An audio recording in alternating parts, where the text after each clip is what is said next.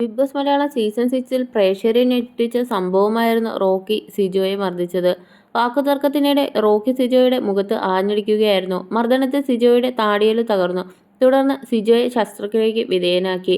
ദിവസങ്ങളോളം ആശുപത്രിയിൽ കഴിഞ്ഞ ശേഷമായിരുന്നു പിന്നീട് സിജോയെ ഹൗസിൽ പ്രവേശിപ്പിച്ചത്. ഫിസിക്കൽ അസോൾട്ട് ചൂണ്ടിക്കാട്ടി റോക്കിയെ ഷോയിൽ നിന്ന് പുറത്താക്കുകയും ചെയ്തിരുന്നു. ശസ്ത്രക്രിയയ്ക്ക് ശേഷം താൻ ശാരീരികമായി പല ബുദ്ധിമുട്ടുകളും നേരിട്ടെന്ന് പറയുകയാണ് ഇപ്പോൾ സിജോ. ഹൗസിൽ നിന്നും പുറത്തായതിനു പിന്നാലെ മാധ്യമങ്ങളുടെ ചോദ്യത്തിനാണ് സിജോയുടെ പ്രതികരണം. തന്റെ ബിഗ് ബോസ് അനുഭവങ്ങളെക്കുറിച്ചും സിജോ പ്രതികരിച്ചു.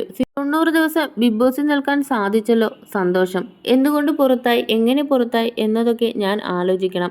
എൻ്റെ ഭാഗത്ത് തെറ്റുണ്ടെങ്കിൽ തിരുത്തണം. കോംബോ കളിച്ച് പുറത്തായെന്നൊന്നും ഞാൻ കരുതുന്നില്ല. ഞാൻ കോംബോ ഉണ്ടാക്കാനൊന്നുമല്ല പോയത്. എൻ്റെ ആരോഗ്യം മോശമായി 45 ദിവസമാണ് ഞാൻ കയറിയത്. അന്ന് എനിക്ക് കൈത്താങ്ങായി നിന്നവരാണ് നന്ദനയും സായിയും അർജുനുമൊക്കെ. എന്നെ സംബന്ധിച്ച് അവർ കോംബോയല്ല. ഗെയിമിൻ്റെ ഭാഗമായി അങ്ങനെ ആളുകൾ കരുതിയിട്ടുണ്ടാവാം. മനസ്സിൽ നിന്ന് വന്ന സൗഹൃദങ്ങളാണ് അതൊക്കെ. ജീവിതാവസാനം വരെ അത് കൊണ്ടുപോകും. ജാസ്മിൻ ഒരു കപ്പ് എന്ന നിലയ്ക്കൊന്നുമല്ല ഗെയിം പോകുന്നത്. എല്ലാവർക്കും അപ്പ് ആൻഡ് ഡൗൺസ് ഉണ്ടാകും.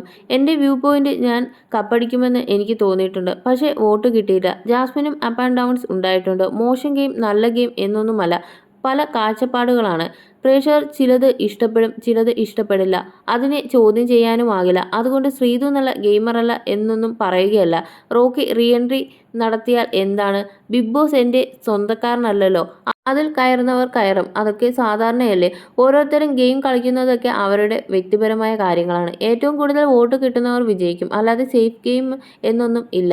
ആര് കപ്പടിക്കുമെന്ന് എനിക്ക് പറയാൻ സാധിക്കില്ല. ജാസ്മിൻ വിജയിക്കുമോ എന്ന് എനിക്ക് പറയാനാകില്ല. സോഷ്യൽ മീഡിയയിൽ സജീവമായി നിന്നൊരാളാണ് ഞാൻ. ബിഗ് ബോസിൽ പോയപ്പോൾ പല ഇഷ്ടങ്ങളും ആഗ്രഹങ്ങളും പുതുതായി ഉണ്ടായിട്ടുണ്ട്. അതിനുവേണ്ടി ശ്രമിക്കുകയും ഹെൽത്തൊക്കെ ശരിയാക്കി എടുക്കുകയും വേണം. 12.5 കിലോയോളം നഷ്ടമായി. അതൊക്കെ ശരിയാക്കി എടുക്കണം. അടുത്ത ആഴ്ച ഒരു ചെക്കപ്പ് കൂടിയുണ്ട്. അത് കഴിഞ്ഞിട്ടാണ് ബാക്കിയുള്ള കാര്യങ്ങൾ ശരിയാക്കാൻ. റോക്കിയുമായൊരു മീറ്റിംഗ് ഒന്നും ആലോചിക്കുന്നില്ല. അതിനെക്കുറിച്ചൊക്കെ പിന്നെ സംസാരിക്കാം. ഞാൻ അതൊന്നും ഓർക്കാൻ കൂടി ആഗ്രഹിക്കുന്നില്ല. എന്തിനാണ് അതൊക്കെ ഓർത്തിട്ട്? അനുഭവിക്കാനുള്ളത് അനുഭവിച്ചു കഴിഞ്ഞു. ഇനി പരാതി പറഞ്ഞിട്ടോ ആലോചിച്ചിട്ടോ അതിൻ്റെ പുറകെ നടന്നിട്ടോ എനിക്കൊരു ഗുണവുമില്ല.